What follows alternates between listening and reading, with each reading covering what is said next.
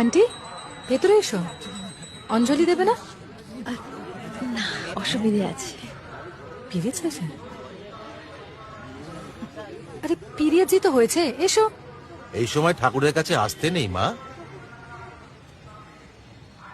এও এক ধরনের অসহজ। কি? কি আবার? তুমি জানো না মেয়েদের এই সময় ঠাকুরের সামনে আসতে নেই? ভাগ্যিস জানি না।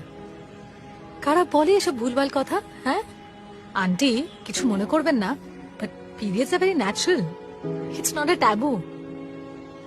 আই মিন, এটা মহিলাদের একটা basic monthly routine, that's it. এইটা অবশ্যই আপনাকে আমাকে নতুন করে বোঝাতে হবে না, তাই না? কি নোংরা কথা বলছেন আপনি? নোংরা?